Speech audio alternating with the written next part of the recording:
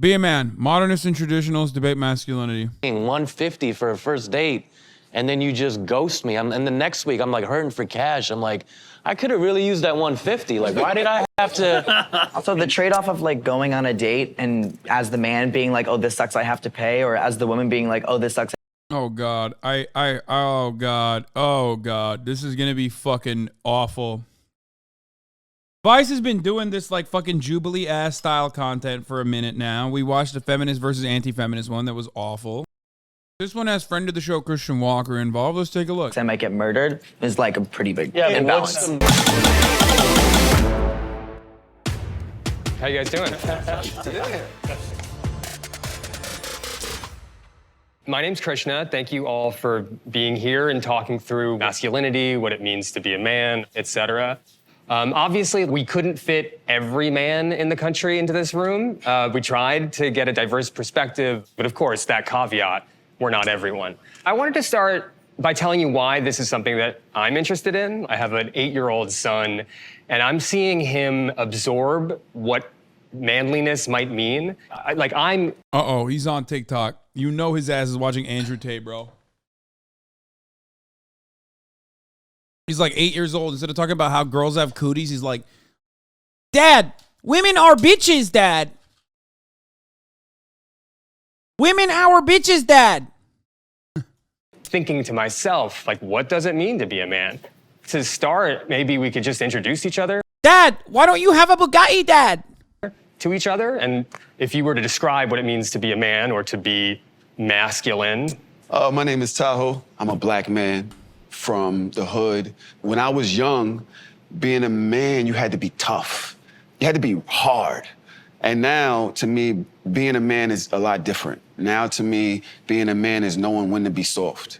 Knowing that you don't always have to run the charge. You can actually... God damn, that's... Oh, shit. Okay, spitting. Listen, you know what I mean? So things have changed a lot over the course of the years for me. I'm Griffin, and I don't identify as a man. I'm non-binary. I still have elements of, my identity that are masculine, elements that are feminine, elements that don't fall within that range. And I personally just don't feel tied to like the norms or the confines of gender at all. Well, welcome. My name is Dylan, and I think that the notion of masculinity is just something that can be possessed by man or woman. Man, woman, non-gender conforming person. What it means to be masculine is just like, changing and like very fluid. But I think that, masculinity is something that just, like you embody based off of just like how you show up in this world as a man and just like, how you go about being your day-to-day. How you show up. Interesting. Yes. What's up, guys? My name is Paul. I'm a fitness entrepreneur. Uh-oh. Okay. No shot. No shot. I'm an immigrant. I came here when I was 4 years old with my family. Oh, God. Here it is. Okay, watch this motherfucker cook, okay? He said fitness entrepreneur, okay? He said, oh, no, he's immigrant family, came here when he was young. I'm seeing all the markers. It's kind of funny how we're talking about it. My take on masculinity is not about talking as much as doing. I think at its core, a man has to be efficient, competent, and be willing to do what it takes for themselves and their loved ones. I was not always a good man. I was not always what you would call a healthy masculine man. And so as my life has changed, I've identified 5 points that I think make a truly masculine man masculine. Okay. I think point number 1 is a man who walks with God. I think people who wear bucket, like 10-gallon hats like this when they're not at the fucking rodeo or at a quinceañera are clowns, okay? And I think most people from Texas would also agree with me on this matter, okay? Like, there are places to wear these fucking hats, and I love wearing them too. I love playing dress up just as much as the most masculine Texan man does, okay? But when you're wearing it to a fucking panel, a Vice panel, a shot in like fucking Los Angeles, California, you're putting on a fashion show, brother, okay? You are. It's obvious. You like doing cosplay, okay? You're doing cosplay as a yee man, okay? A real man shows respect to their others and takes his fucking hat off when he's indoors. What are you hiding from? God, there's no sun rays inside. Why the hell are you wearing a goddamn 10-gallon hat indoors? Take the fucking head off. Point number 2 is a man who stands on principle. Point number 3, which is a masculine man, is self-sacrificing. So someone who is willing to sacrifice for point 4, the people that he leads. A true man is a leader. And number 5. Oh, God. Okay. Yeah. Stop ragging on him. He's probably bald. You're right. You're right. He's follically challenged. We don't use the B word here. He is follically disabled. Okay. And honestly, I'm sorry for making fun of the medical condition of male pattern baldness. Okay. I apologize. He probably is bald. Oh, fuck. I said it again. He probably is follically disabled. Okay, it's a condition. Let's continue. A masculine man is never a coward. That's a lot there. Yeah. Let's get into that as we go on. I think what it means to be a man is responsibility. As a man, it can come with a lot of power. And with great power comes great responsibility. In short words. Okay, not bad. That's it. That's from Honestly, listen, I mean, that's most sane man from Florida. Okay, avoided that. So far, with the exception of like the yee ass, like, God, being a man is about being a leader, leading your flock. A shepherd does not concern themselves with the opinions of sheep, that kind of shit. Aside from like the bullshit, like conservative sheepdog narrative, which is a fantasy, by the way, of course. It's been pretty good so far. Spider-Man, I think. Yeah, right? that's what's Uncle Ben. James. Well, my name is James Killen, former United States Marine turned Air Force officer. Got a couple combat tours, but I'm also a father of 3 girls who mellowed me out. The idea of masculinity is something that I find interesting because it is changing, and I can actually see those changes in myself.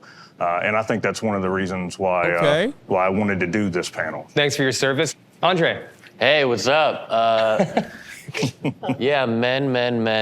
I think my idea of a real man is, someone that... One who sits around and watches Andrew Tate all day. Like, that's what manly men do.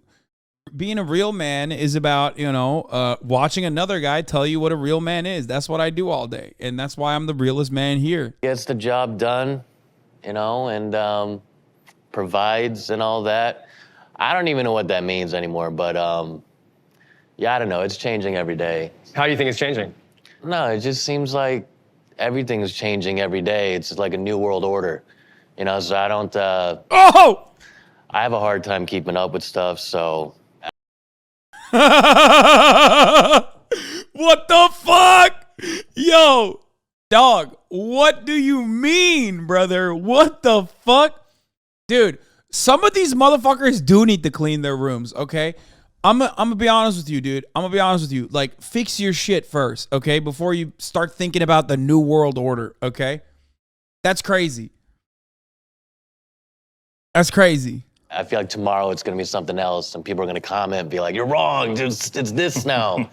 But it's hard to talk about some of this stuff because you feel like you might say the wrong thing. I'm not really masculine myself, so I feel like I'm like the wrong person to ask.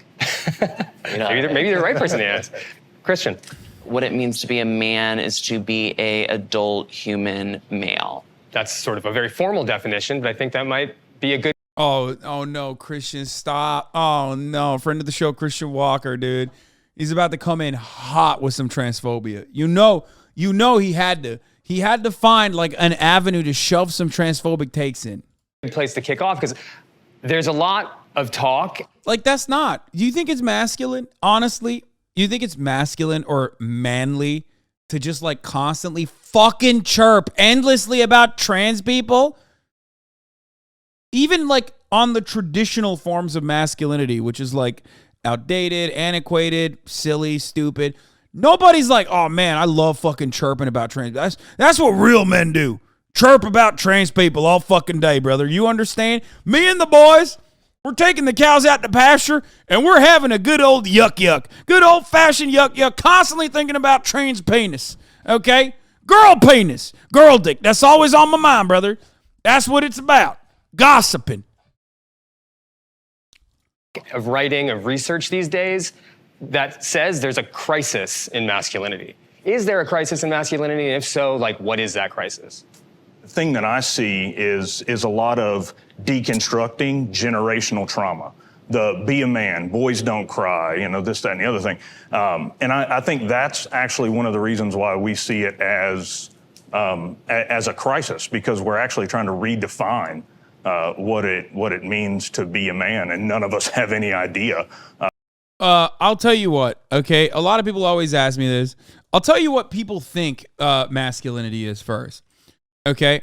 Masculinity or femininity are a set of attributes, right? We already understand that. It's like associated with men, boys, whatever, right? But because of that vagueness of the definition, most people in a patriarchal society attribute masculinity with positive values, specifically confidence, okay? And I think that's false. I think confidence is a separate thing. You can be confident in your femininity, you can be confident in your masculinity, and you can be confident in general. But a lot of people literally just think being masculine, being an alpha male, is just being a strong, confident individual, okay? And that's it. That's it. All of this other conversation about like traditional masculinity versus masculinity now, like all of this shit is dumb. Because everybody instinctively understands what you mean when you say, oh, that guy's an alpha male right there, okay? Whether or not the terminology of an alpha male is true or not, which it isn't, we already know that, none of that matters. When someone contextually points to a person and says alpha male, it's the same as big dick energy, it's the same as fucking confidence, you're basically substituting it. That's it.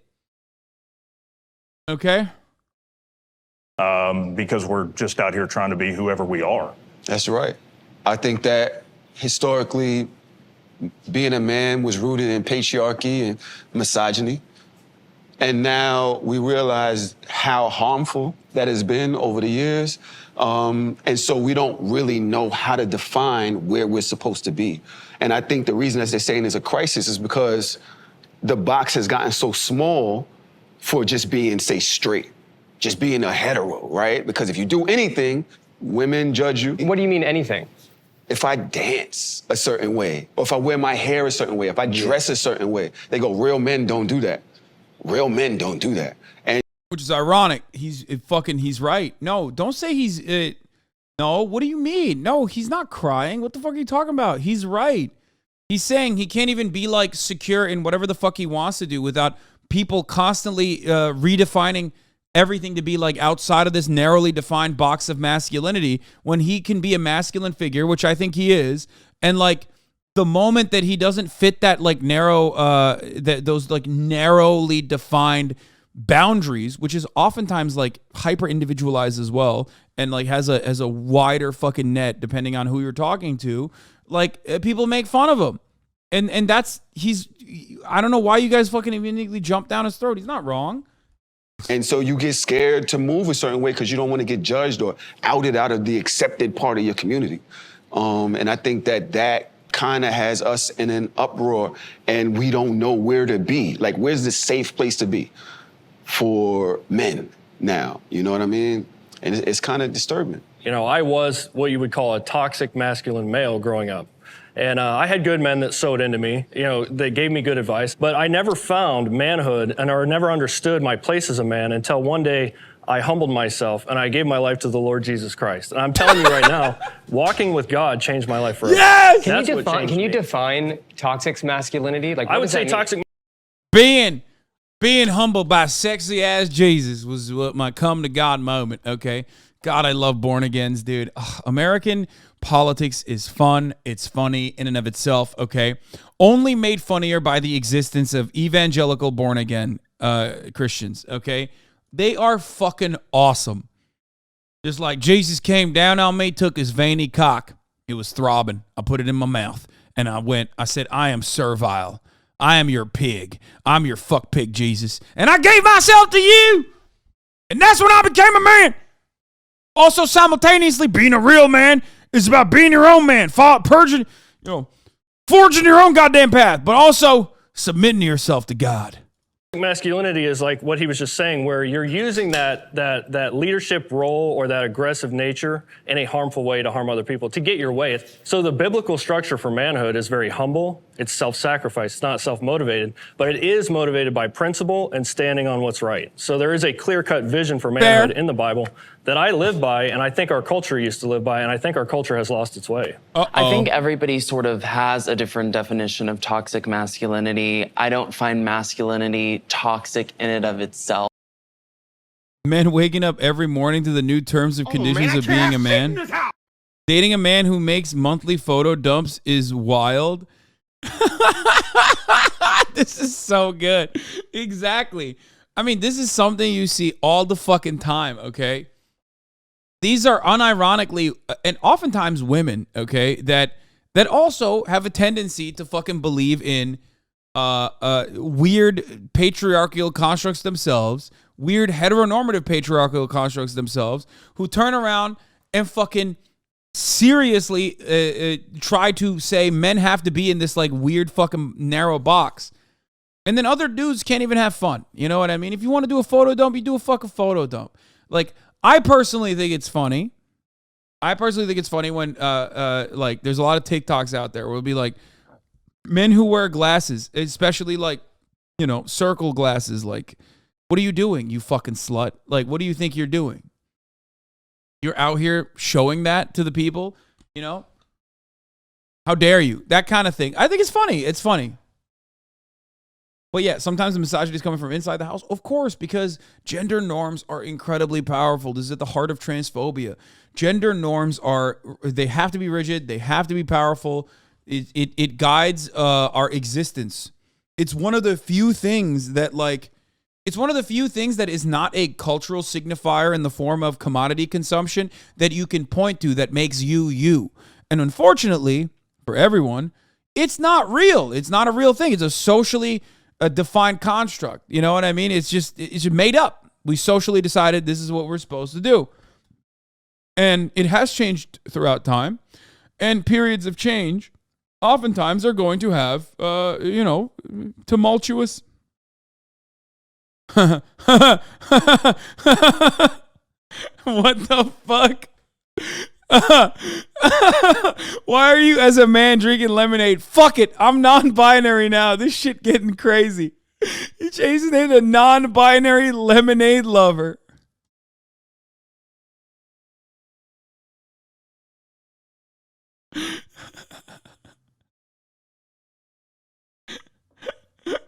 A lot of these are jokes. I mean, every part of this is a joke, and I do like it. Okay? But then there are some that are not jokes, which is fucking annoying. How can I be gay when I've seen this guy. When they'll be like, are you straight? And he's like, yes, honey. I am hetero. How can I be gay when I like vajayjay? Hetero. How can I be gay when I like vajayjay? Hetero. How can I be gay when I like vajayjay? Hetero. How can I be gay when I like vajayjay? How can I be gay when I like vajayjay? Hetero. How can I be gay when I like vajayjay? I love this. This is awesome. What a banger. Ultimately, it's like, you know what's funny? It's like all of this is just an abolition of gender constructs. Like all of this, even those jokes themselves are like inherently playing that role of like abolishing gender norms by showing how fucking stupid it is. You know what I mean? Whether they intended to do that or not, that's kind of what this is, what is happening here. Why do you think everyone is obsessed with debating masculine aesthetics but not gatekeeping feminine aesthetics? Some people do that. They're TERFs though. They're fucking weird and gross. Or radfems, which are also weird and gross. I don't know, man. Look, my argument always is like, whenever someone, what's that fucking famous interview where someone goes, how many genders are there? And the guy goes, I don't know, I just got here. Okay, that's my take. You just live and let live. Be fucking normal. Who gives a shit? Like, actually. Or the Joe Biden one where he goes, at least 3. It's just, considering that like what 90% of what all these like fucking podcast listening men consider to be a masculine trait is actually just being confident. Just be fucking confident, okay? That's it. But I do believe in bad men, and bad men exist. But does that mean every man is toxically masculine? No. When you're talking about a crisis on masculinity, I think that there's a lack of understanding there. So it's like masculinity, being masculine isn't toxic. It's just like there are portions of it that you can dive into that make it toxic. Because I think a lot of what we think of masculinity is tied into patriarchy, right? Which is to say, like, for the longest period of human history, like, men dominated women and got the lion's share of stuff. I think a lot of times some people make masculinity into a caricature, like it has to be this alpha bro tough guy. Exactly. And I find the low-key guy who, you know, is a really great father and a great husband and maybe not like drinking raw eggs every day to be a lot more masculine than the alpha. Okay, where are the podcasts listening? I cannot believe I'm saying this. Where are the real men? Okay? This panel, very suspiciously, is devoid of the Andrew Tate fans, of the Joe Rogan heads. Even fucking Christian Walker is coming across normal in this interview. Where are the homies at? Where's Aiden Ross? We need some real representation out here. The dudes that be like, hold up. Actually, nah, dog. Being a man is about eating raw meat and listening to the Joe Rogan Experience, okay? That's what being a man's about. The Asian dude is a Tate fan for sure. Oh, the one in the back? He literally said he's, like, not masculine. So, yeah, you're probably right.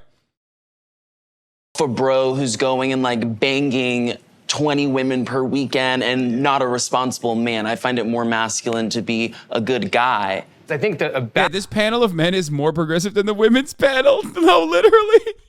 Even the conservative ones have like decent takes on masculinity. What the fuck is going on right now? Vice, come on, Vice.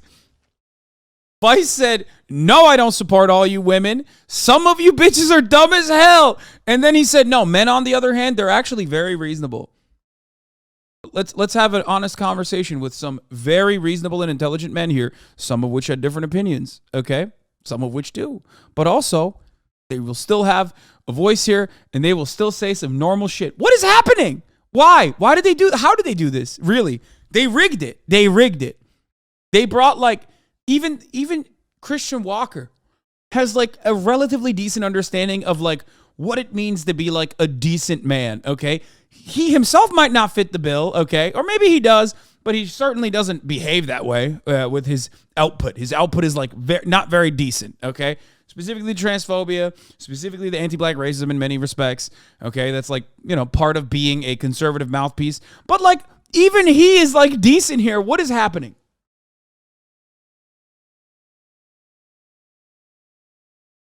Let him cook. I bet this gets weird as fuck. Yeah, why is this like... Like, yeah, notice how the Marine veteran is the one who said generational trauma. Dude, what is going on? Yeah, you have like a hoorah guy who's like, I've done 3 combat tours. Also, honestly, being masculine is about abolishing gender norms, as a matter of fact. As a father of 3 daughters myself, I believe that men are trash. What is going on? Sir, as a proud U.S. Marine, I'd like to say that... Gender non-conforming individuals are braver than the troops. In a society that has taught us rigid gender norms, the emperors out here are doing the Lord's work by abolishing gender norms, sir. Hi, U.S. Marine, he, him, 3 combat tours. What is happening?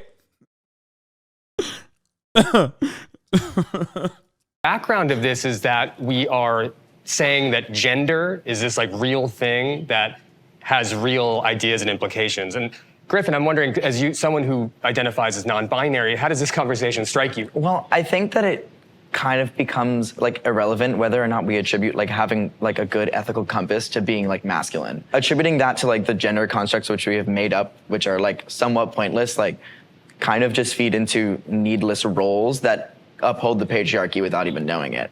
A lot of those things are just things that people should be doing because they're like morally right. Like if you're in a family, you should probably support your family. And I really don't think that it has to do with like your manhood. They're 100% correct, by the way.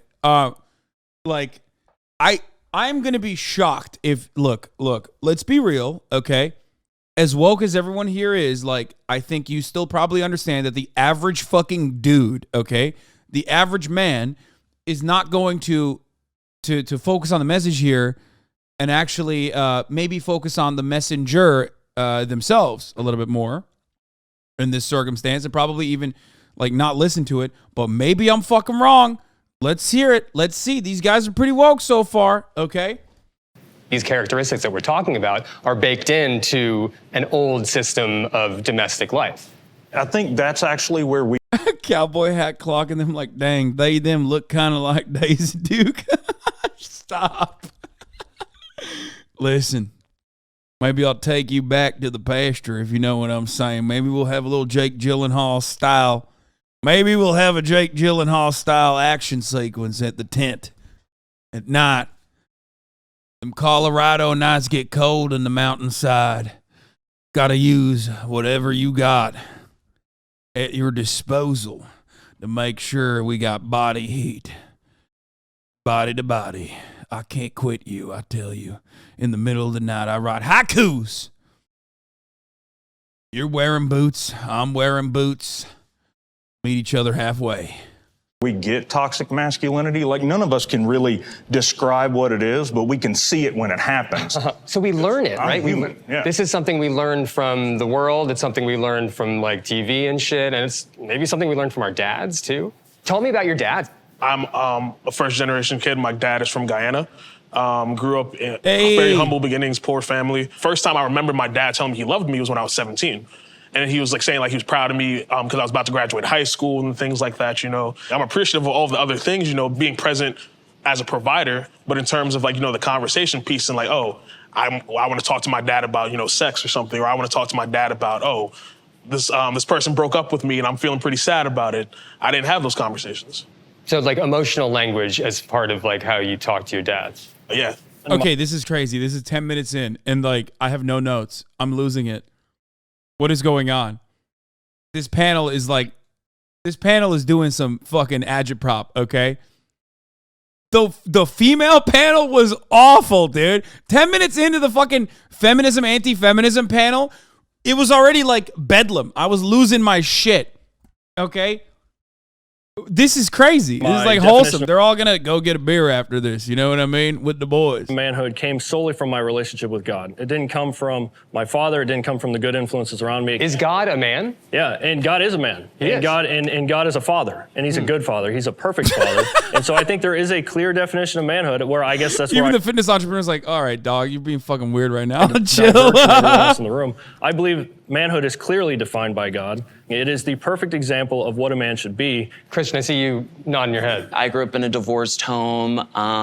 When you do grow up in a broken home and you don't have a father in the home, you recognize how important sort of both males and females are in raising a child and being in the home.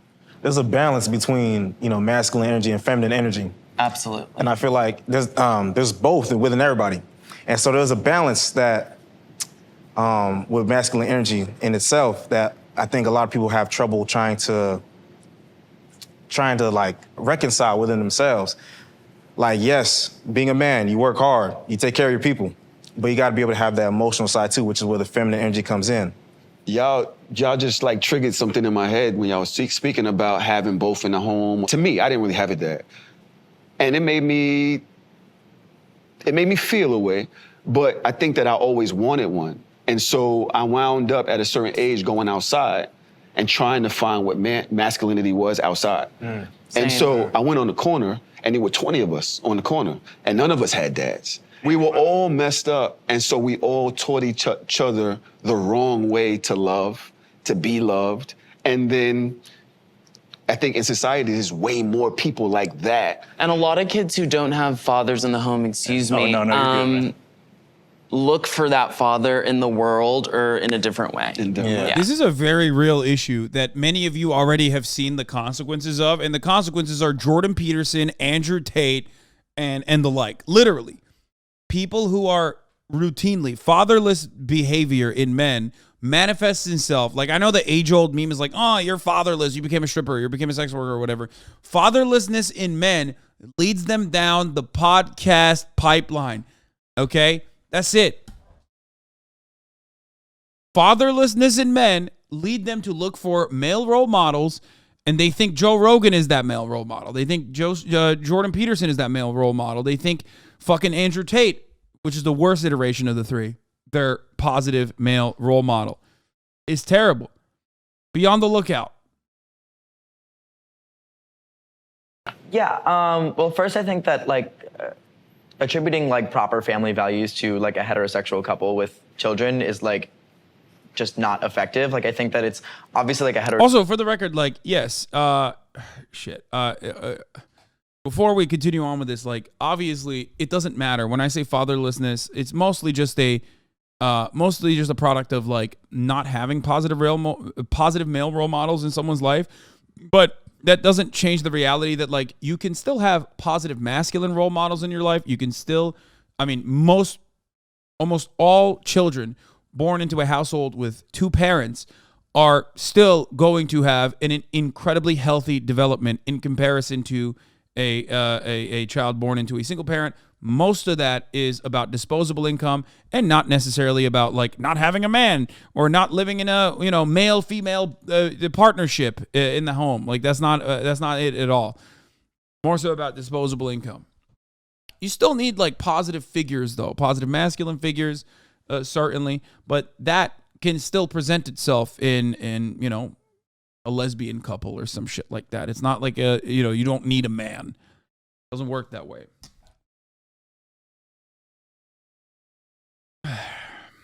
Normative take to be man and woman and then a child, and that's how you create a good family. And whether it's a single mother, single father, or a queer couple, I don't think that it's necessary to attribute men and women to certain roles in the household. I think that it's only due to nurture. You're that guy for Pasty Online Leftist Weirdos? Yeah, well, I know that, and I recognize that responsibility, and that's why I try to fucking lead by decent example. This you?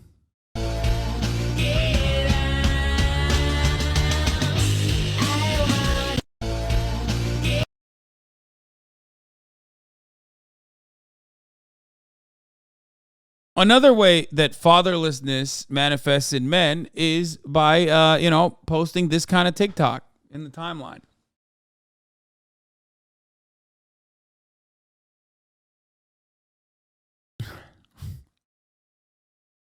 Those gender norms that we follow. Male and female matters. God gives you one of those identities, you take on that role. And now you're responsible for not or for fulfilling that role. There's a masculine crisis because men are not taking responsibilities for the God-given roles that they have in society. And so when you take away the need to say, God made you this or God made you this. I love when God-loving motherfuckers go crazy for God.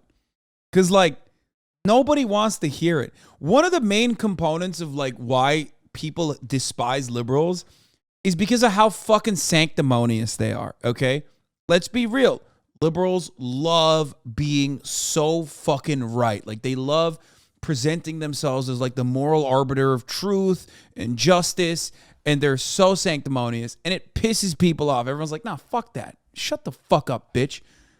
God lovers of this magnitude can't shut the fuck up about God. And that is precisely why everyone on that panel, even if they're Christians, will go, dude, shut up.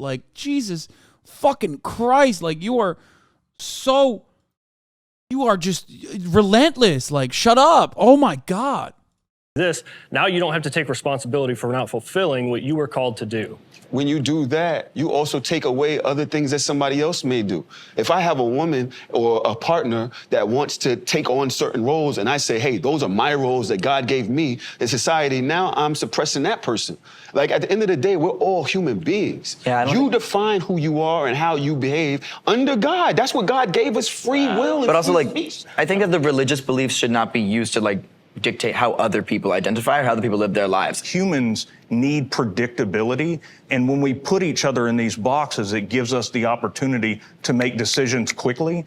And I think that's what we're fighting is as a civilization at the moment, is the desire to put 7.5 billion people in specific boxes so that we can have some sort of predictability. I'm losing it. I'm losing it. Ribcorn Andy is just fucking spitting, dude. What is happening? What is happening? They're so fucking good. Dude, this is agitprop. This is agitprop. Men, this is our year, boys. This is our year, boys. 2023 is the year of men, okay? But good men. Not men like Andrew Tate. Good men, all right? On the come up. Men are on the come up big time, okay? Or stability in our lives. I was an emotionally abusive young man in my 20s because I had an idea of what my wife should do. And it caused a lot of stress. Why were you the way you were? You know, I had a lot of anger. I had a lot of pent up rage. I had, some combat stress that I had to deal with also that I wasn't dealing with because men don't show emotion. There is a social construct that benefits. Dude, okay. I gotta say something here. Look. We always talk about like bad therapy or some of the worst consequences of therapy. Like, you know how, we talk about like the Industrial Revolution and its consequences have been awful on mankind. Okay. So has therapy. Okay. Some bad therapists will just go, yes, queen, and create a fucking process in which like you are basically defending all of your worst urges all the goddamn time and also hyper medicalizing yourself in a way that like makes it impossible to have a normal conversation with you. Okay. That, on the other hand, is good ass therapy. Holy fuck. That's a dude who's just like, that's a dude who literally just went to therapy and was like, I fixed my shit. Oh my God. It's just demonstrate growth. Like, that's awesome. Responsibility that I've learned as I've gotten older is learning how to not enforce my power, learning over women, over people. You're saying that role gives men more privilege, like an advantage and privilege. I'm saying that it is more self-sacrificing. I do not have free time. I do not have hobbies. I do not wake up during the day and do what I want to do ever. I'm thinking about my wife, my kids, my business. But that's your decision, and that's not like a mandatory thing of your masculinity. Well, if you believe that God is true, I don't, and you believe that He is God, then you do have that responsibility. What privilege are you? Like, they said I don't. Like, what privileges do men have? We've constructed this entire society to benefit us. Break it down. Like, what privileges exactly? Like, we talk about the wage gap, or if you look at Roe versus Florida man nailed it, dude. Never wrong. Florida man coming in. Versus Wade, men controlling women's bodies. Even if there might be those privileges, there's also more men who commit suicide, more men incarcerated. I think when you talk about like incarceration rates and things like that, like things that men are a victim of, I think that it's important to like recognize, like, I don't think that men are oppressed solely on the grounds that they're men. I think that men like, experience oppression based on like the intersections of their identities, which is why we see like different like lower class jobs being worked by men, or like higher suicide rates, or like incarceration rates going up, because like men, like black men, brown men, indigenous men, queer men, trans men, etc. Those people like face oppression, they experience oppression, but it's not solely due to their identity as a man. But I think dating and sex. Say it! Say it because they're laborers. Say it, Griffin. You, as a man, you're a cisgender, heterosexual, white guy living in America. You are experiencing oppression. You are certainly experiencing oppression. You're not experiencing it on the virtue of being a man, on the virtue of being cisgender, or on the virtue of being heterosexual. You are experiencing it because you are a worker. You are a laborer. You are getting fucked over by your bosses. Okay? That's it. You are united with everyone else under one struggle. That is class struggle. Sex is probably a very interesting place to think about this because it's changing field as far as like what people expect of each other. I date in New York City a lot, and dating-wise, there's a lot that's like asked of a man. Like first dates are like nightmares. I got a question on that, yeah. Dude, it's like, I'm like, what do you want? They got like a checkbox, like, are you gonna pick me up? Are you gonna walk on the outside of the sidewalk? Are you gonna open the door? Are you gonna pull out the seat? Are you gonna pay for the meal? Are you gonna be interesting during the dinner? Are you gonna be funny during the dinner? And then when you walk home, are you gonna drop me off? Are you gonna watch me walk inside? And then are you gonna text me after? And it's like trying to defuse a bomb. Like if you think you're like red wire, blue wire, and you're like one little thing and you're just done. And it's like, I'm to the point where I'm like, I'm so tired of like paying $150 for a first date. And then dude, Tate heads are like so pathetic too, but in a weird way, they like recognize how pathetic they are.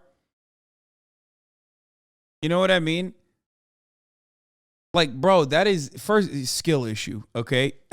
Skill issue, get better, okay? Number one. Number two, like, if this is like your biggest fucking problem, then goddamn, brother, like, I mean, that's like, I can't even imagine. Like, oh man, dating a girl is so hard. It's like, yeah, no, I get that. Like, yeah, it is. It's hard for everyone. Silly. You're being silly. Okay, he's like, oh man, I'm so fucking rizless, dude. I got none of it, okay? Zero. Shit is hard out here.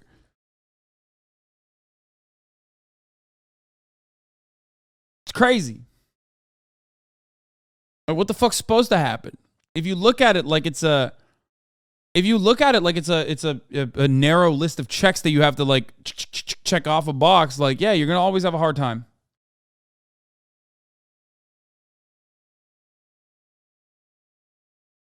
And then you just ghost me. And the next week, I'm like hurting for cash. I'm like, I could have really used that $150. Like, why did I? Again, thinking this dude has to work on himself, okay? Thinking that like spending money on a first date is what is going to solve your problems is a bad idea. That's why I always say, okay, you don't want to establish the relationship on a transactional nature. Okay? Someone should want to go out with you because they want to spend time with you, because they think you're interesting. They want to learn more about you. They should not want to go out with you because you're going to buy them shit. Okay? Whether it be drinks or food or anything. Now, obviously, play it by ear. But like on certain instances, you don't have to. First of all, $150 for a first date? That's crazy. Even in Joe Brandon's America. Okay?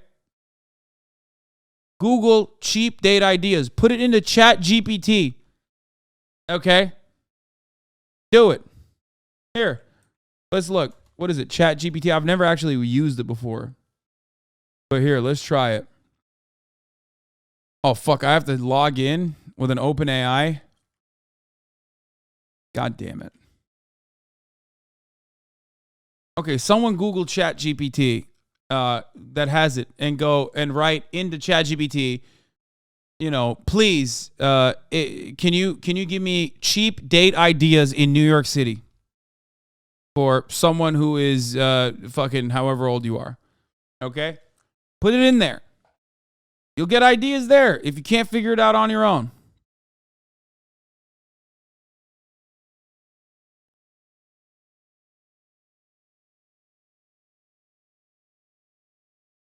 $150 is crazy.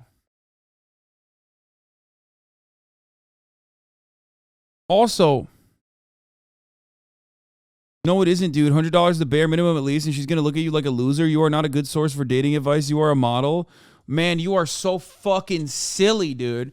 I was not always this good looking, nor did I have money or clout. Shut the fuck up. I hate when motherfuckers say this shit. Dude, you're literally saying, la, la, la, la, la, don't hear you, don't want to fucking hear you, don't want to fucking hear you, I have to spend money. No, dumbass, you don't. You just have never even thought about it.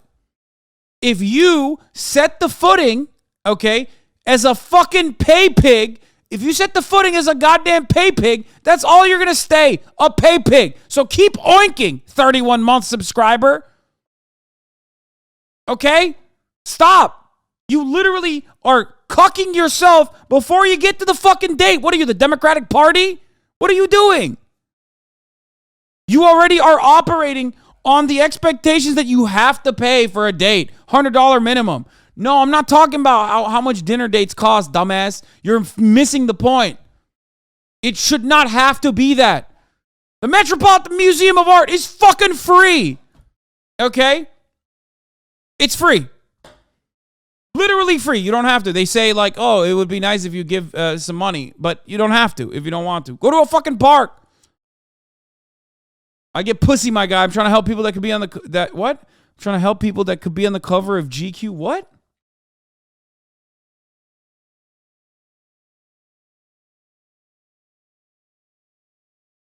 I'm losing it. Bro.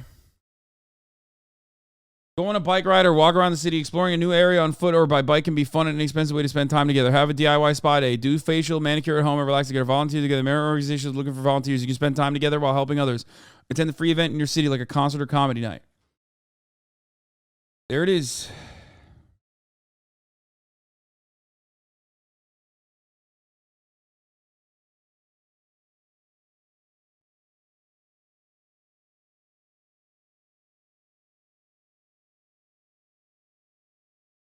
Fake pay to date women are after sugar daddy advice in that chatter. It's just stupid. It's stupid. It's stupid. It's stupid. It's fucking so stupid to just like start off on that footing. Like you're cucking yourself, dude. You should not be expected to pay for shit. Okay? And you don't have to. You literally do not have to. I just gave you for free 99 a way to even find the ideas. Okay? Not just like I didn't just give you the idea. I taught you how to fucking catch the fish, okay? I didn't feed the man a fish.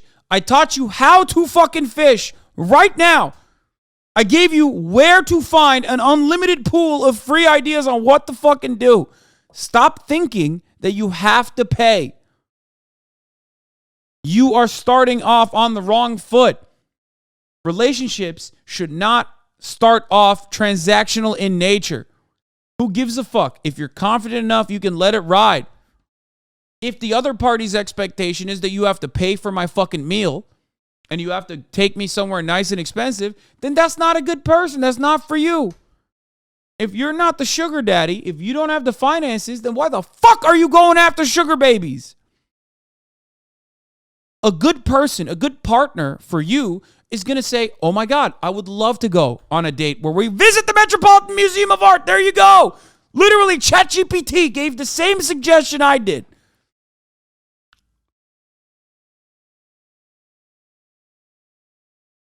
How many times have I said, know your own worth? Don't talk to women that don't want to talk to you. There are plenty of fish in the sea. Stop trying to get pity pussy, okay? Talk to people that value your time. If a girl doesn't respond to you, stop fucking begging. Alpha male, masculine PUA advice guys will say, oh, you're putting the pussy on a pedestal. You're putting the pussy on a pedestal. No. You just are insecure. So you think that's the best you can do. The best you can do is not someone who does not want to spend time with you. Okay? The best you can do is someone who wants to spend time with you. If you have some self-worth, you will not go after women that don't want to be with you. Why are you pestering them? Why are you annoying them? Move the fuck on. Okay? This is the type of advice I give all the goddamn time, but people just fucking forget about it. And again, don't think that you have to pay. Don't think like the only reason why someone will want to spend time with me is because I have money. Because you don't. You're broke. Most of you are broke motherfuckers, okay? I'm not, and I still don't do that shit. That's crazy. That's crazy. I don't. In my most financially secure moments, I've never been like, well, the only way to fucking go on a date is by, throwing out the fucking red carpet. That's stupid. That's so dumb. There's a reason why I had the Toyota Camry for the longest fucking time, which I still do, but my brother's using it right now. I use it as a filter for the most part. Okay, because in Los Angeles, there are a lot of people who are looking for a sugar daddy. That's fine. As long as it's a consensual relationship, that's great. But I'm not that. I'm not him. Okay? If you have a problem with my crusty ass Toyota Camry, then I guess, it's not going to work out. If you're expecting a nice car, a fancy fucking car, well then what are you doing? What are we doing here?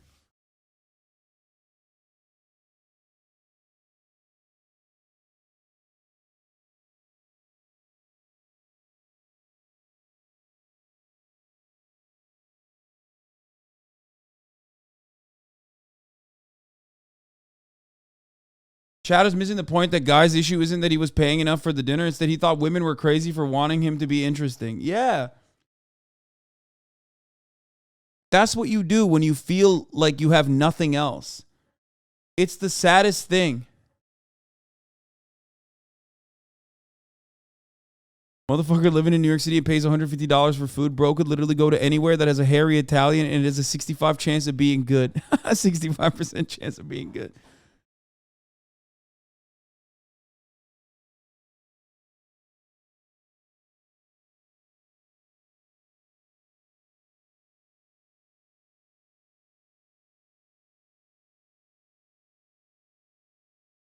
What?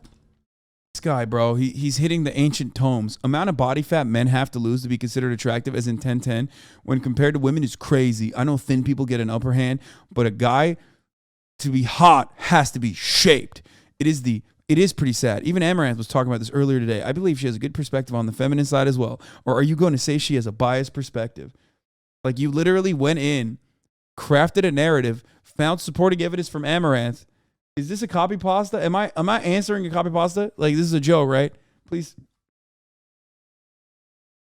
Nope, that's not a copy pasta. He added on to it.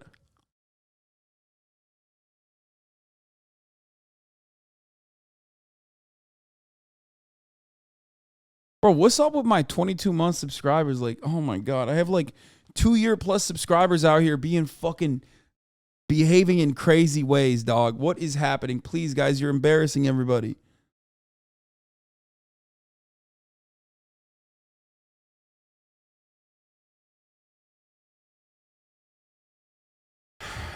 I don't know. I don't know what's going on. I've led all these men astray. Wrong. I've always had gamer gut, and my current and ex-girlfriends are all really fine. Way out of my league. They just don't happen to go here.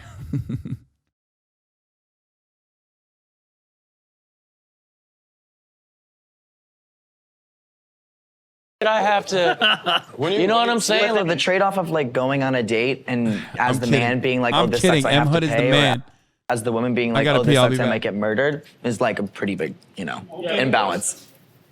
On a first date, should the man or whoever identifies as the man on the date pick up the check? Show of hands, who thinks yes? Yeah, should is a weird. Yeah, should's a weird way to put it. Okay, sorry. Yeah. How would you put it? I very much love gender roles. I like masculine men, and I want my masculine man to pick the check up. My friends seem to be the same. My girlfriends seem to want that as well. But I have a male friend who was naturally doing that, and with the dates he was going on with women, they were offended that he took the check. So I think hey, if this woman doesn't want him to pay and she wants to show she can pay, go off. I think it's a matter of preference.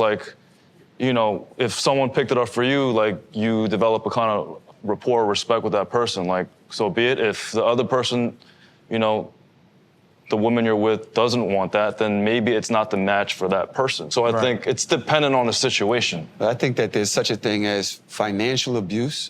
And men seem a lot of time, because they spend, that a woman has to be under them or owes them something. Wake up! I think that's when you get toxic. Me personally, I love to take care of my partner. I love that feeling that I give them, that they're taken care of when they're with me. And that's when it's with friends, anybody. If you're with me, I got you. Where is it? Your advice only works when you're attractive, behave, and pay for dinner. You ain't Brad Pitt. You're an average dude living in Florida. What?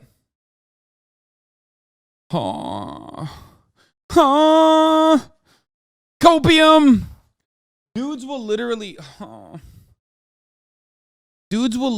only fucking...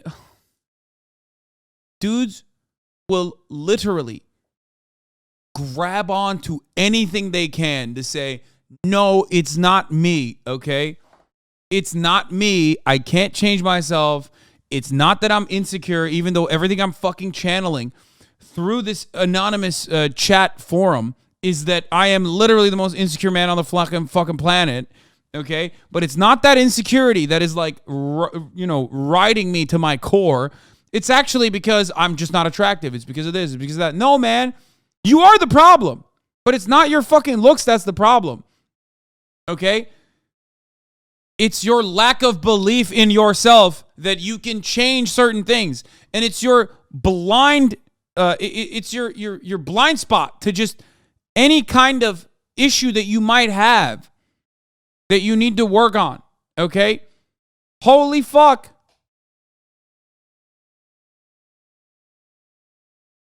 Now, that doesn't mean you're going to fuck, Margot Robbie. And if that's your expectation, I don't know what to tell you. Most women are as insecure about dating as everyone in this chat. Oh, 100%. And on top of the regular insecurities that men feel, women also have additional insecurities in the form of physical insecurities, like vulnerabilities. You know what I mean? Will this person be fucking creepy? Will this person, like, try to, sexually assault me? Will this person murder me? It's something that, like, is impossible for us to understand. It's just, if you're a guy, it's not going to be something that you can comprehend. I guess what I'm hearing from you, Andre, is that there's, like, a lot of pressure to inhabit the masculine side of the social expectation, and yet you might not get the benefit that you would have expected generations ago, and that puts you in a weird position. Yeah, well, we live in a city where there's 8 million people, and a lot of these girls, especially if you're really attractive, guys are hitting on them all day, so they feel like celebrities. You got so many options. I don't blame you. I'd be the same way. It becomes There's always somebody better. I think technology has a big part to do with that now. Like modern times, like online dating, Instagram. Especially as a girl. Yeah, the three. Oh my God. Yeah. No, that's manly. That's masculine. Is again chirping. Okay. An endlessly masculine concept is constantly fucking complaining about how, like, sexy ladies get hit on a lot by other dudes, so they have an inflated sense of self-worth. We got to bring them down a peg. That's what a man does. It's like, no, dumbass. Even in your own construction of what it defines to be a fucking masculine person, you're a problem solver, okay? And if you're a fucking problem solver, then solve the problem. The problem is you, jackass. Not that, like, sexy ladies get hit on all the fucking time, so we got to bring them down a peg. The problem is you. You're insecure. And you are entitled on top of that. You think, like, all these women that may or may not be currently, because of your inability to assess and inability to, like, demonstrate your own self-worth, are out of your league. They're not out of your league, but right now they are, specifically because of those insecurities that are just fucking shackling you down. Okay? You and your inability to solve those issues, to self-reflect and solve those problems internally, is what is stopping you from achieving success in this field. You are too steady on that copium, okay? You're hitting the copium too hard. And a real man, by the rigid, defined structure that you uphold as what it means to be a real man, would not put up with that shit. They would assess. Okay? It's like going and trying to play basketball with motherfuckers who are like 6'8", okay, in the NBA, and getting upset that they're just tall. Get better. Become a better shooter. Work your fucking ass off. You're not going to get taller. That's not a terrible example at all. What do you mean? I mean, obviously, you're not going to make it to the NBA, but, like, you know what I mean. Pre-watch Piker nailed it. He's podcast pilled.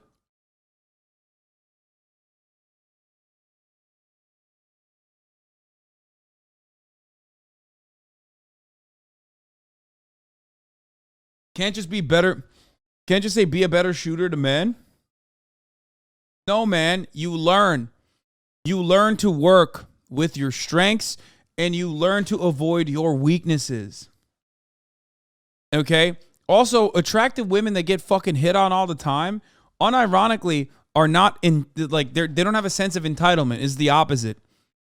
They're getting hit on by people they don't want to fuck all day every day, so they are literally constantly on the guard. They have their guard up. It's the exact opposite. Oh, that chatter was joking about becoming a school shooter. My bad. I meant jump shots, okay? I meant 3-pointers.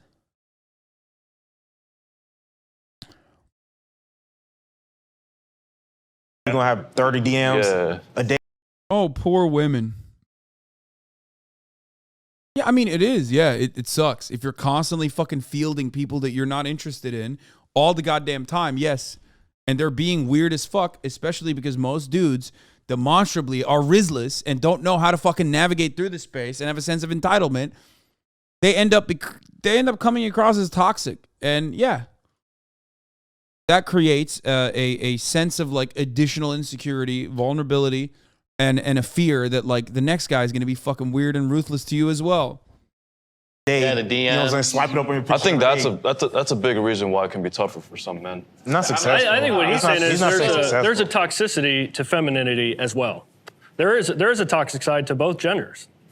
Well, And they're acting like girls don't turn down attractive dudes. If they were to talk to these attractive motherfuckers, they realize shit isn't so sweet. That's the funniest part. All these motherfuckers always say, Hasan, how could you personally understand this plight? You're an attractive guy. Okay? Okay, but I get rejected all the fucking time. And then when I say that, they go, oh, it's because you're not hot, idiot. You're fucking stupid. It's like, okay, well, I guess I'm both at the same time, depending on what suits your needs, okay?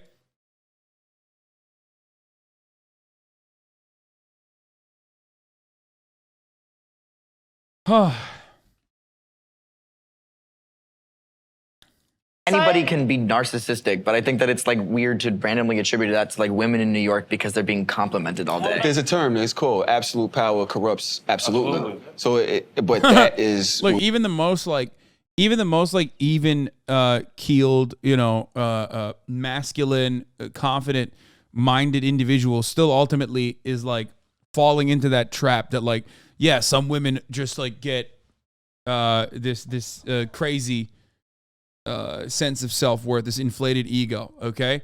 Even he's doing it. When we're talking about masculinity, that's what we've had. We've typically had that. We can do whatever we want, and we do it because we squeeze, we corrupt, we take. Historically, you take over things, places that you don't like, and you rape the women, and you take the gold, and you do what you want because you have that power. Now, when we see women have that power, we're like, whoa, she's literally just getting a taste of the power that men have had. No, I don't think this is correct. No, he's like still doing it in a feminist way, but he's not right. Because I do not agree with the underlying premise that like women who are getting hit on all the fucking all the time, women are getting hit on all the time, and that's why they have this like inflated sense of self-worth, and that's why they're fucking putting men down. Why do I not feel that way? Because I have women friends, okay? That's it. I have attractive women friends, okay? And I know what the fuck happens when I will never fully personally understand it, but I know what happens. Like I know what it looks like. Okay? I know. Why are you guys Haas-modding me? Holy fuck, dude. Shut the fuck up. No, he's wrong too. It's not empowering. Women that are constantly getting fucking hit on by dudes that they don't want to fuck, that they want no business, who also have this sense of entitlement, ironically, are not building a fucking inflated ego. Are there women who have inflated egos? Of course there are. Are there dumb women out there? Of course there are. There are hella dumb broads out there, okay? Just like there are a fuckload of dumb men.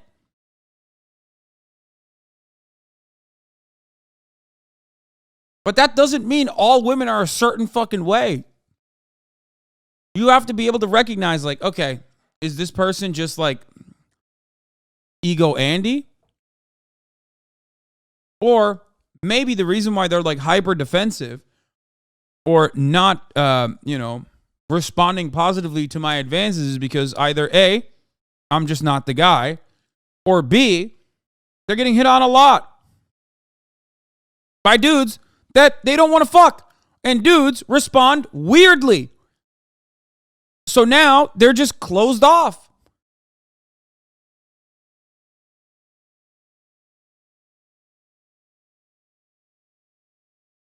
Oh, trust me, bro. I am that guy. For centuries. But on the flip side of this perspective of dating, of like the poor guy who goes on these dates and gets ghosted and it's a struggle to date, on the other side of that is men have more sex, men cheat more, they have more affairs. So if I'm a woman and I'm looking for a guy, I would be really selective. I would have a list of what I was looking for. You know what's funny about this? Like, Christian has his take because he has a lot of female friends. That's why he knows. Again, it's not just about like being around a lot of women or fucking a lot of women, being a straight guy who like dates around a lot or whatever. If you don't have like normal human female friends that you are in platonic relationships with, okay, you're just not going to comprehend this. Christian, as a gay man, has a lot of friends who are women that he is not sexually attracted to. So, of course, he understands that side of it even better than the woke guys here. And the guy would have to meet those standards and they would be high. I think that over the last several years, the Me Too movement has given a lot of insight into what women are feeling in the workplace, what they're Hassan is so entitled. He gets hundreds of thousands of chats a day. Of course, he's not going to read mine. I'm not hot enough. Entitled motherfucker. Good one, chatter. Fuck you. experiencing how they're being abused and otherwise silenced, how institutions of power have kept them silent. And we've heard some really awful stories and some terrible shit. I want to hear from you guys what you think about what the Me Too movement did. Has it gone too far? What does it mean for you? I think it's good for women to expose men who are doing evil things in the workplace. I think it's been a good thing in exposing sexual abuse. There's also the opposite side of that coin where women are allowed privilege to do certain things that men are not. And the New York City guy acts like he doesn't have a list of requirements for the women he dates, which we know isn't true. He wants to date 10s without bringing anything to the table. That's the other side of this coin. Whenever like guys fucking constantly cry about like women always want the best partner for themselves. Women always, female hypergamy. It's like, bro, are you a fucking loser? Are you a fucking idiot? Are you not a human being?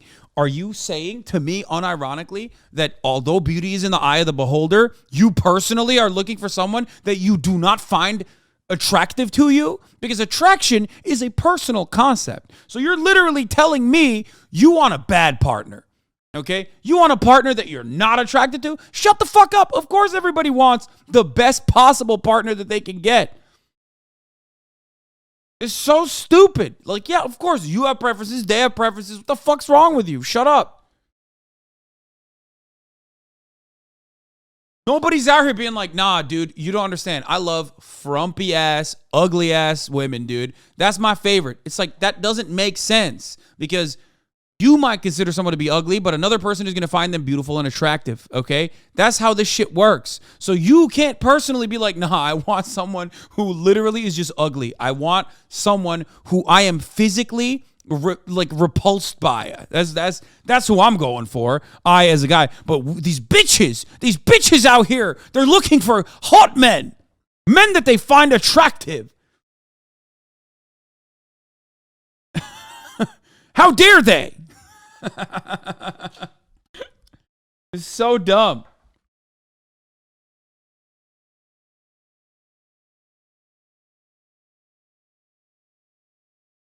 Or not. So in the workplace, I was working at a place where a woman was grabbing me inappropriately, doing things that were inappropriate.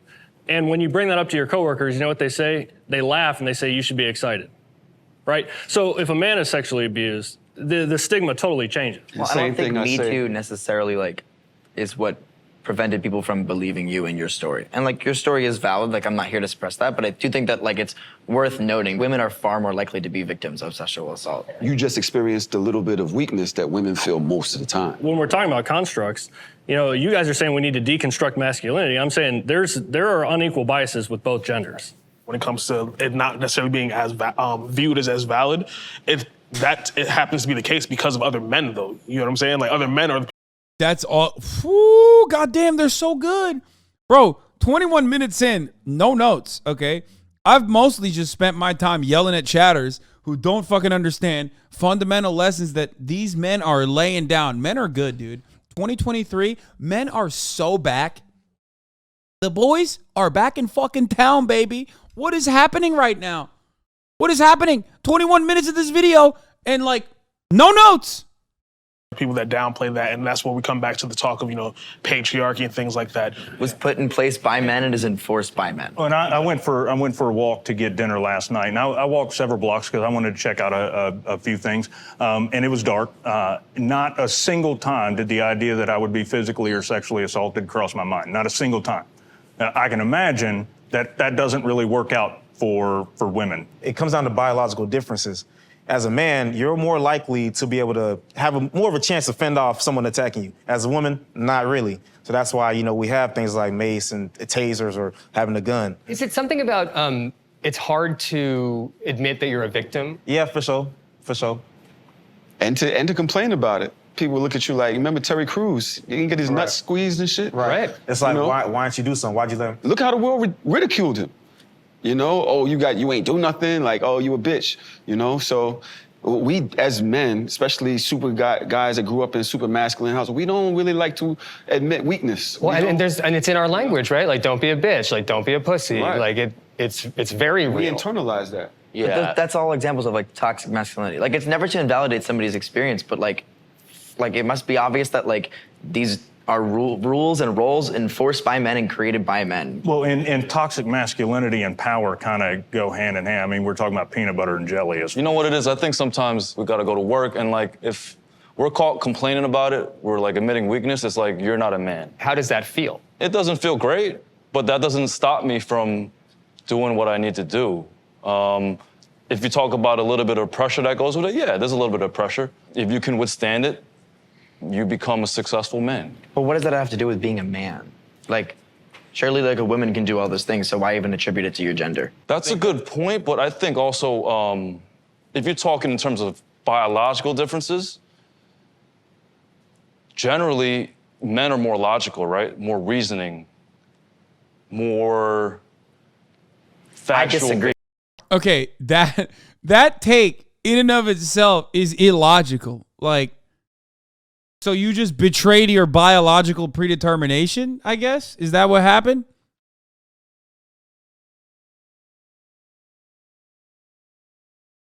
How did that happen? How'd you do that?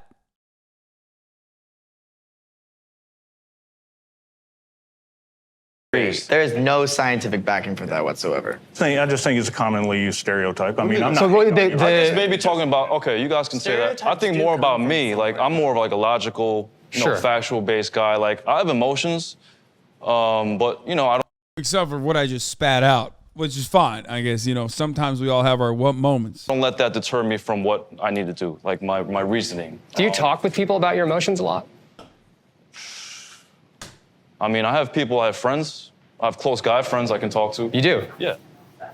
There's an interesting thing came out where, like, guys these days have fewer than 3 friends. Like, it's hard for men to make friends with each other. I think that's a big problem now in modern times. Because you hear about, the suicide rates going up. I think that's a big reason for it. Men aren't allowed to talk about it with safe people. So if you talk about masculinity crisis, that's the crisis right there. I think that men find friends very easily in terms of like, oh, yo, you lift 240, I lift 242, let's spot each other, like basketball or whatever.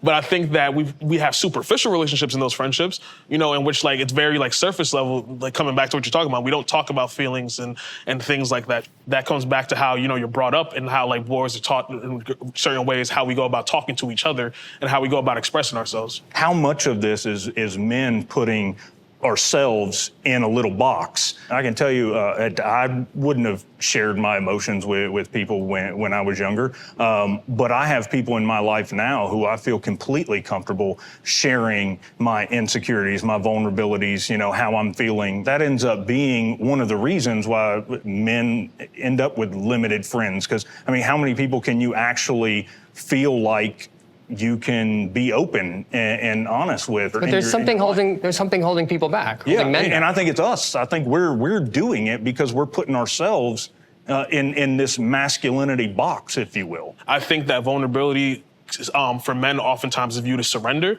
and like that is that's an example of weakness in which like someone can possibly take advantage of it, or it used to be viewed as such, where it's like, all right, cool, like he cried, oh, that means he's soft, so now I can challenge him. And this is something that I really struggle with. As a black man that grew up in the hood, you couldn't be soft. You couldn't come outside. You know what I'm saying? So you had to take on this persona in order to be a quote unquote man. As I got older, I realized I still had to do that with women. I had to be a certain way for them to look at me as a man. And if I didn't perform in that manner, they also called me a bitch. Yeah, they want a real, like... Right? Poster. So it's like, as progressive as I may want to be, is the world accepting of that as a whole? Because even if the other men don't like it, but the women like it, I might be like, I don't care what the guys think, as long as the women like it. But there are spaces where the women will be like, true. Women uphold the patriarchy 100%. It's true, motherfuckers. Holy shit. He's right. Now, they are not 100% responsible for it, obviously. No one would make that argument. But Vice is literally sexist. This is literally an entire panel of normal-ass dudes plus Christian Walker, not conservative podcasters. What the fuck? This is way more insightful. Yeah, I mean, even Christian Walker, who is supposed to be the right-wing mouthpiece here, is like doing a fairly decent job maneuvering through this landscape and not even leaning deep into his like reactionary tendencies in the same way that like the feminism panel 100% had at least two individuals in it that were just going absolute bananas mode. You know what I mean? I think they probably thought the God guy and Christian Walker were going to be like pumping out some psycho narratives, but they just aren't on this, on this subject matter in the same way that like that fake Australian woman, the fake Australian doctor and Pearl was doing at the other panel. It's crazy. Look at him. He wants a finger in his butt. Sorry. No, let's talk about fingers in the butt. You know what I'm saying? Like that's not my type of guy. He's not my type of guy. And I can't be open with sex or accepting having gay friends. That's what you like? But I can't, right. You can't be open about certain things because then you become questionable and you're pushed out of the safe space. Sex is a difficult thing for men to talk about even with each other, especially if you do have some kind of kink. That's because women are less reasonable? No. You think that there aren't insane men that they could have put on this panel? The only one guy that like unironically resembles the chronically online fucking loser Andrew Tate fan is the dude in the back right corner, okay? And he knows to shut the fuck up in the situation. It has nothing to do with like women being less reasonable, dummy. I mean, I know you're probably joking, yeah. But, they're just not. They just did not choose some fucking sick freaks in this circumstance.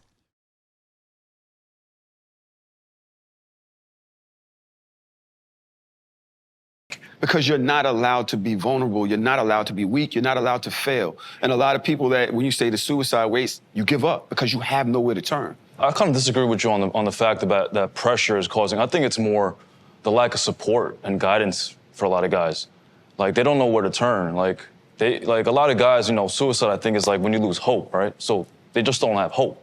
What about not wanting to go get it? Because there's places to be. There's people to go. You can go to church. I mean, you can go to therapy. As much as places you to say go. that, but I don't feel like when you say guys don't want to express weakness, I think taking that step is hard for a lot of men, because then that expresses weakness. It's hard for a lot of guys. You know what's interesting? That what I'm hearing is that as men, you also are victimized by the sexist expectations of masculinity. It also makes it hard for men to love themselves and love themselves enough to understand that they're in trouble.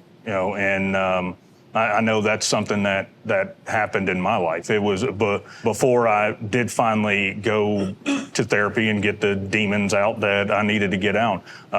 This guy's it took awesome. Me meeting a woman who actually made me want to love myself. This is Cutter, dude. This is Cutter, and everything went right. Okay, straight up. He's about to serve everybody fucking rib corn. Okay, a nice hefty portion, a healthy serving of rib corn coming your way, ladies and gents. You found a woman who gave you peace and changed you a lot. Well, great if a man is dating a woman and she doesn't like that he's not masculine enough, it's kind of like, to me, I feel like too bad for him. He should go find someone else. That's part of the dating scene. Everyone has things that they like and things that they don't like. I feel like your preference is your preference, but at like some point, I think it's like noteworthy and responsible to like understand where those preferences or like originate. Not necessarily. I think our life experiences form what we really want in our dating life. And because I grew up in a broken home and I didn't have a man in the house, I want a man who gives me security and protection. I don't think me deconstructing masculine is gonna do that for me. I was missing that in my childhood, and that's what I want in a man. I tend to diverge from like the Freudian daddy issues stuff when it comes to like what Congratulations, I'm so happy for you. I want a man. Yes! They're getting catty! Oh! Oh, shit! Oh!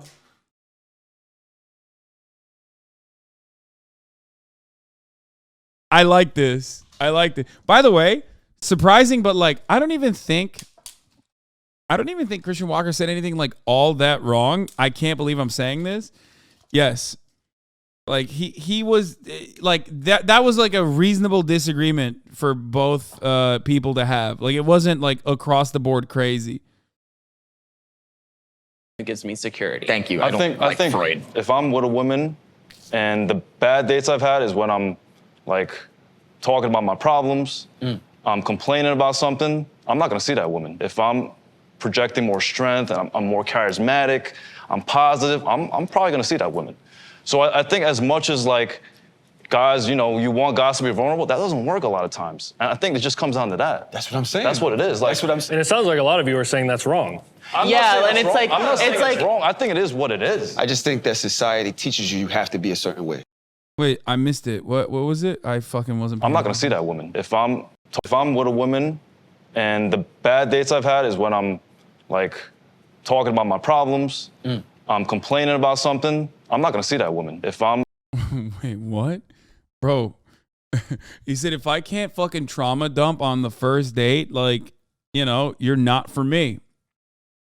I don't need a lady. I need a therapist, okay? Healthcare is expensive. And mental health and you know, therapy, that shit's even more expensive because it's usually not covered, okay? So guess what? I'm trauma dumping, bitch, okay? First date, you're going to hear about all my problems. And if you don't want to put up with that, then, you know, it's not happening. You're going to listen to me talk about all my podcasts. You're going to... I'm projecting more strength and I'm more charismatic, I'm positive, I'm probably gonna see that woman. So I think as much as like guys, you know. Oh, he said they are, wait, dude, he is not doing a good job describing this. Holy fuck. I think he's saying if a woman is trauma dumping, he's not going to see this woman. Or is he wait, what?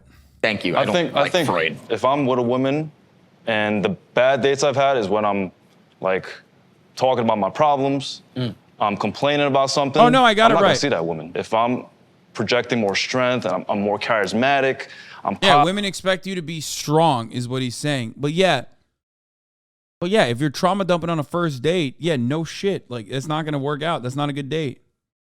I've been on shitty dates where I was not in the right mental mindset, didn't have the right attitude. That's, you know, you just take the L and you move on. Positive, I'm probably gonna see that woman. So I think as much as like guys, you know, you want guys to be vulnerable, that doesn't work a lot of times. And I think it just comes down to that. That's what I'm saying. That's what it is. Like, that's what I'm saying. And it sounds like a lot of you are saying that's wrong. I'm Yeah, not saying and that's it's wrong. like- I'm not saying it's like- wrong. I think it is what it is. I just think that society teaches you have to be a certain way. And that's really... And that's my issue. Because Right. if this is who you are, your character, right, it just blossoms into this person that loves to pay for dates, loves to open doors, and loves to walk in the house, then that's fine. But when society tells you that from a young boy, that that's the only way to be as a man, this is the only way to be. And you think about things like, say, people on the down low that don't want to come out till later because they're scared of societal pressures, right? You should be able to be whoever you want without society telling you you have to be this way in order to fit in this box. Pressure is on like the body. Like pressure is to be buff, to like look good. There is a certain pressure, I guess you can call it, for guys to look a certain way, especially if they're trying to attract women. So I think it comes down to just men who look a certain way tend to look more competent. They can protect. I was just gonna add on to what you were saying. If a guy looks fit, if a guy looks strong, okay, as a girl, she's probably thinking, if I'm on the street and somebody tries to do something to me, I know that he can handle it. I also think generally, like, guys who don't have the body that they're looking for, or generally, they're not as healthy. It's not just a look thing, it's just a health thing. Yeah, that's you know, the body and mind are connected. If someone is strong, they're probably gonna look strong, and they're probably gonna feel strong. So I think when you say it's a pressure, I think it can be construed as a healthy pressure. Hey, get strong, because you're gonna be a healthier and more mentally fit individual. For example, right, I baby. was a gymnast, and I think, you know, the training that I did not only trained my body, but it winded up training my mind and making me a stronger human, period. As the skinniest person here, Pretty skinny. you skinny? All right, as the second skinniest person here. No, it's like, I don't know. It's like, yeah, you do. I've had a bunch of girls like friend zone me, and I'd be like, why? And they're like, you're just too skinny.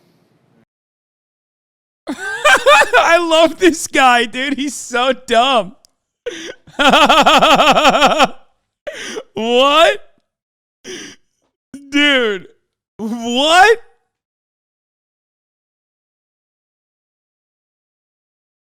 This guy's my favorite, I think, on this panel. Yeah, man. Like, girls, they'll be coming up to me saying, nah, you're too skinny. It's big boy season. You know what I'm saying? And they're like, no, you're friend zone now. I love people like this because, like, there's almost like an air of confidence that comes from the recognition that they're stupid. You know what I mean? He's just kind of like, yeah, I'm kind of dumb. Whereas, like, the other guy, for example, the podcast guy is like, yeah, actually, hypothetically and critically thinking, you need to put on a musculature and muscle mass. And he's just like using all these words. I'm like, no, you guys are both dumb. Like, just own it. This guy, I own it all the time. I'm a stupid person. This guy's like, yeah, I'm kind of fucking stupid. And these bitches, like, they want a fucking big boy, you know? They tell me all the time. It's awesome. I'm a skinny, dumb guy. And I'd be like, damn. I mean, they kept it so real, I can't. That's, yeah, But I'm kind of like- him to say that, yeah. Is saying that there is a good and natural connection between, like, feeling good, healthy habits, looking good, and that there's a masculine ideal to that of some sort. Does anyone disagree with that here? I do. Body diversity exists across like multiple spectrums, and I think that it's unfair to like only attribute like mental fortitude and like mental strength to like physical strength. Not having like a perfectly in shape body doesn't necessarily mean you're unhealthy by any means, and I also don't think it necessarily means that you like lack mental fortitude. I don't think I'm saying that to look strong is the only way to be mentally strong. I think as long as you feel like you have a competent physical body, I think that's going to benefit your mental health. How do you define competent? Yeah. I think in terms of what you're trying to do. So if He's right, though. You 100% need to be jacked to get laid. Look at bodybuilding pro Harry Styles. 140 pounds of pure testosterone and muscle. Also, more examples, like Pete Davidson, another fucking very obvious example of a dude who's juicing. Okay? I'm sick and tired of this shit, this lie. Okay? And if you want to really see motherfuckers who are just absolutely swimming in pussy, okay? Hold on, I'm going to find it really quickly because it was a character I sent to Felix recently, one of my favorite new people, okay? If you want to see a guy who's like swimming in pussy, okay, I present to you Nick the Mutant Walker. Okay? I mean, obviously, ladies want one thing and one thing only, and that is muscle daddies with varicose veins at the age of 28. Okay? No matter how you feel, get up and do what you're supposed to do. That's it. And that's discipline. It's not motivation. If you only did what you were supposed to do when you were motivated to do it, that's leaving it to chance. Women love dudes who just have never stopped cycling. Okay? Women love dudes who just don't stop the cycle because you know, God forbid. Yeah, women love dudes who look like a chicken McNugget. Exactly. Don't lie, ladies. I'm sorry. We just lost 24% of the audience because they are all offline jerking off now. Okay? Straight up. Every single lady in the chat is like, oh man, I have an uncontrollable desire for muscle. And goddamn, I am so horned up. But if I you're can't disciplined, watch anymore. You go do what you're supposed to do. That's the way it works.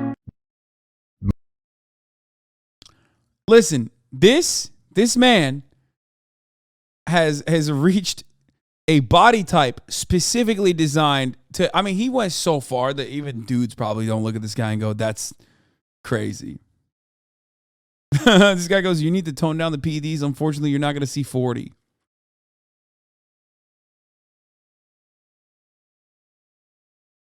Women love when you're so yacked that you can't. Why do his veins look like that? What do you mean? What do you mean? What do you mean? Why do his veins look like that? Steroids, motherfucker. This is what happens when you never stop cycling.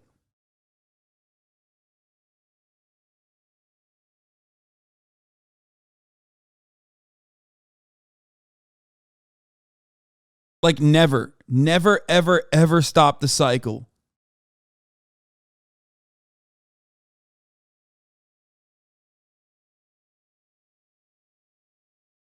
This dude's an ape. He started gorilla season and never stopped. He's natty. Yeah, dude. Yo, shut the fuck up. He's natty, bro. You're just jealous, dog.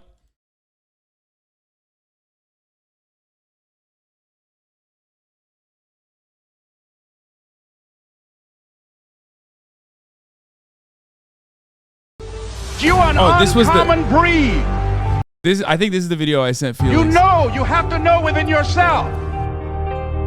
When the hard times come, and they're going to come, you've got to be an uncommon person. Bro, I've never seen varicose veins like that on like a 20-year-old guy. It's crazy, man. It's crazy.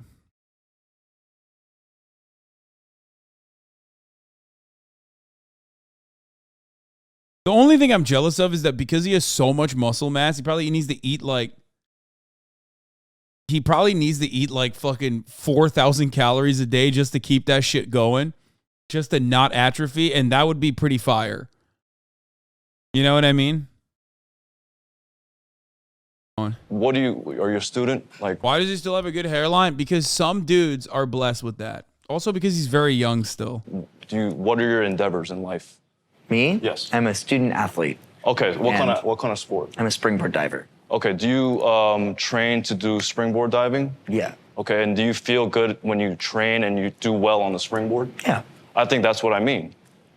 That's what I'm talking about. If you feel confident at the endeavors you're trying to do, I think that's what contributes to a lot of like non-athletic people who may not be in like the same physical shape as like an athlete would be, right, who are competent in what they're trying to do because that like action has nothing to do with like their like. So that's where I disagree with you. That's where I disagree with you. I think some people who don't realize the potential for their physical to blend into your mental is something that needs to be talked about. I think it's undervalued. It's not that you have to work out to have a competent mind. It's that working out does help with competency. We already know when you work out, endorphins are released, people feel better. There's so many times I wake up, I don't want to go to the gym. It's going to be the worst day ever. I'm in a bad mood. I go, my endorphins are released. I'm great. I'm woken up. Like we have the science for that. So especially I think it plays very little. We've had presidents in wheelchairs that were very confident, successful men who couldn't walk.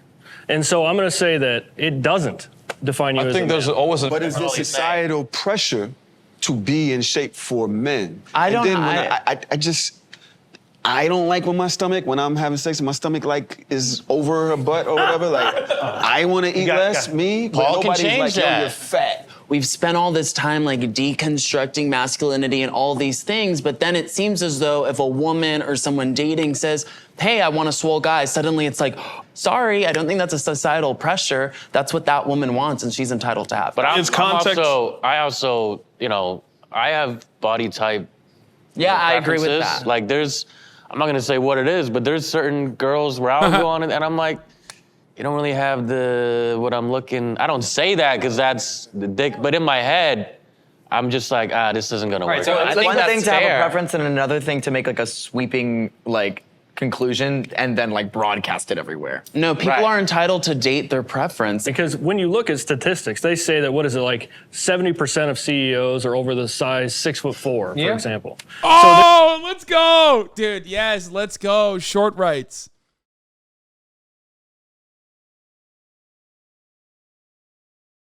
There is, amongst men, a pressure to be bigger, and bigger men tend to be in charge. And that's proven, statistically proven. And so there is a pressure for men who are naturally smaller, naturally overweight, naturally not as fit, to become fit or to become bigger. Well, and everyone... Or become tall. Yeah, baby. Yeah, buddy. of us here have heard little man syndrome. We've all Who hasn't heard every that one saying? of us have He's got Napoleon syndrome. He's got little man syndrome. That's a thing, though. There's nothing you can do about it, and that's where it becomes harmful. Specifically, like short king spring or whatever. Like a person, you can't there is I guess on Twitter I've seen people getting a surgical procedure to break their legs and add 6 inches to their height or something like that. It's stuff you can't. You know what I mean? It's besides that, which is a really expensive procedure, it's also comes into socioeconomic background and things like that as well too. And it's you literally can't do anything about that. I think that's where it becomes harmful. Which if there is the pressure in which I can't date a person or I can't get a position or I can't do X, Y, and Z because I'm not a certain height or something I literally cannot change about myself. What now? What is big dick energy?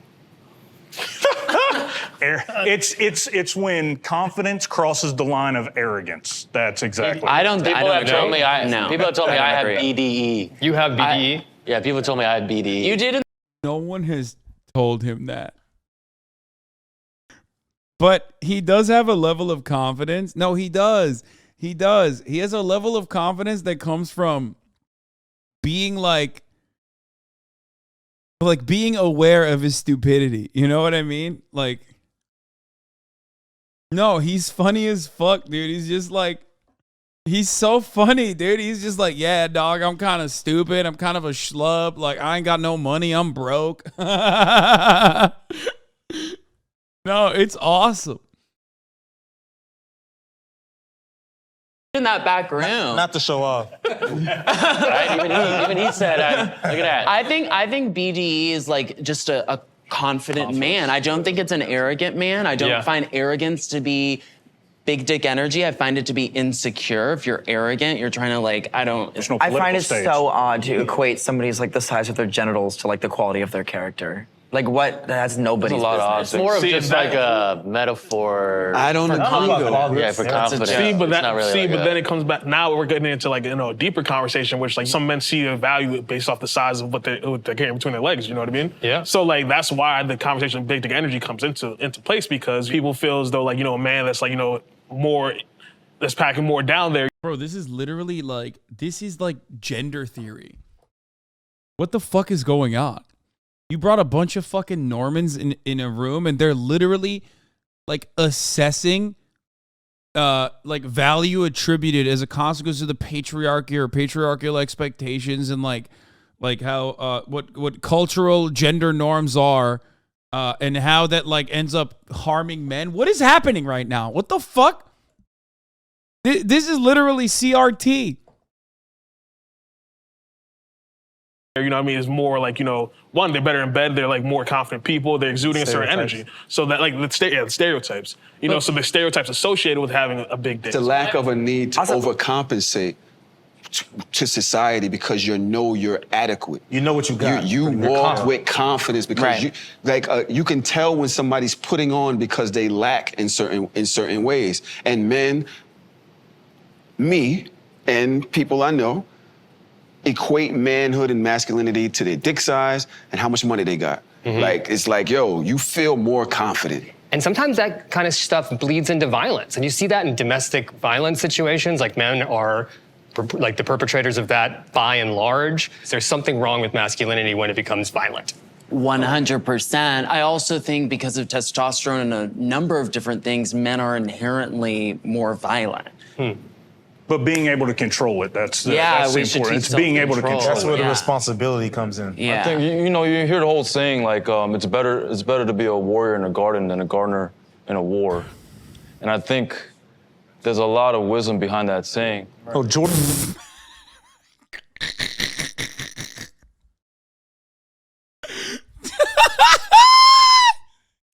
Bro, this guy's brain is fried from looking at like every inspirational quote Instagram account that's like also basically a botted account to shill cryptocurrency rug pulls, okay? It's like, yeah, dude. He saw that. Like he 100% saw that on one of those Instagram accounts over like a lion, you know what I mean? Over like a photo of a lion, like it's better to be a warrior in a garden than to be a gardener in a war.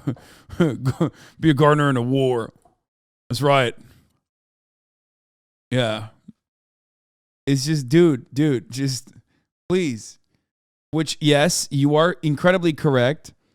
He is literally a live, laugh, love motherfucker, okay?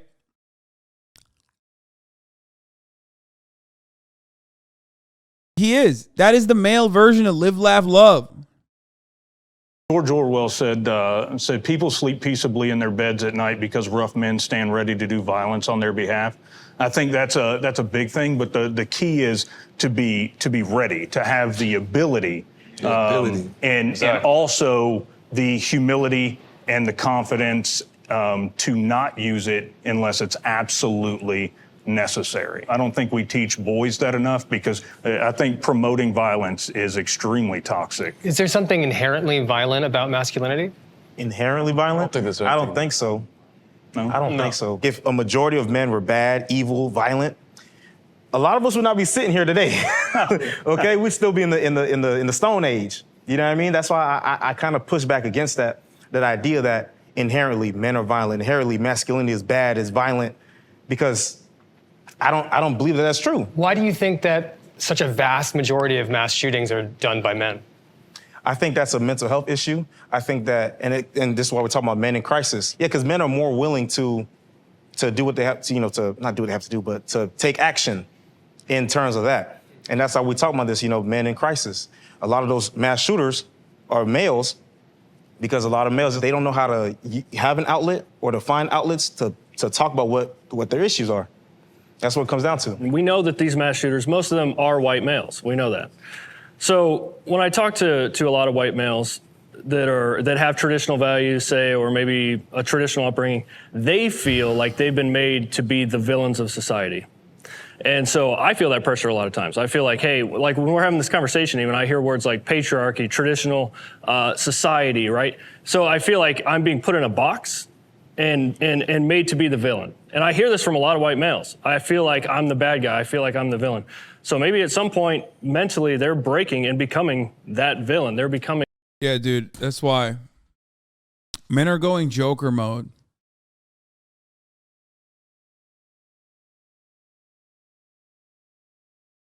That's what it is. They're going Joker mode because the society is just turning them into that. Come on, bro. Like, half of the stuff that they talked about literally was so good. It's about like accepting your flaws, seeing your insecurities, working on them. Like, that is unironically one of the things that would prevent you from becoming that. That monster that they've been made out to be. Be the exception. Yeah. If you're worried about being put into a box that is one that is like clearly harmful based on like what people are doing, then don't do that. Mass shooters is like obviously like a sensitive topic, but a lot of them are like men with like little to no friends. Do you believe that has some truth, or is it just men brain rot? No, dude. There's the idea that like men are made to be villains, and that's why that happened is so fucking stupid. Like, no, I don't believe that. I don't believe that at all. You're taking like literally all matter of accountability away from people who are engaging in acts of violence. That's so stupid. It's like, oh, you made me this way. You made me this way. It's so silly. Oh yeah, I hated how much like woke liberals were talking about like gender norms. So I became this like transphobic Nazi. No, you had it in you. You had that dog in you. Now, are systems also responsible for this? Of course they are. But you still have this delicate balance. Like you got to work on yourself all the time. Okay? You have to work not to be that way. Who like go out and in like a burst of rage commit like atrocities, and I don't think that it has to do with how they're hardwired as men. I think that it has to do with how society like treats people like that. I agree with you on the point that men need support and they need someone to talk to and talk about these issues. I don't think that men have been taught emotional intelligence throughout life, right? We know, so we respond with anger. All right, if I'm disappointed, if I feel resentment, or I feel contempt, or I feel embarrassment, or I feel jealous, or any of these things that fall under that one thing, we respond with one way.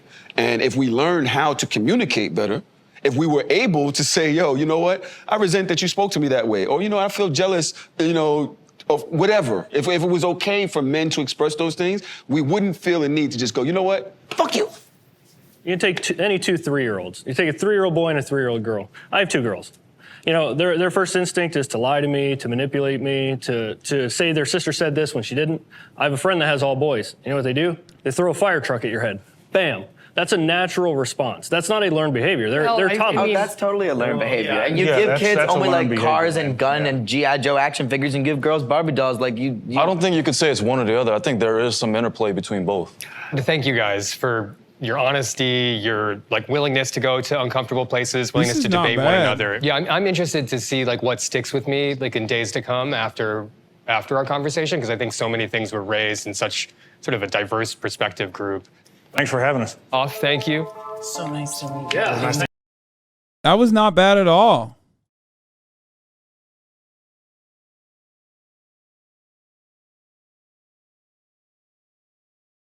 As a matter of fact, that was very good. I would say. Very fucking good. Loved it.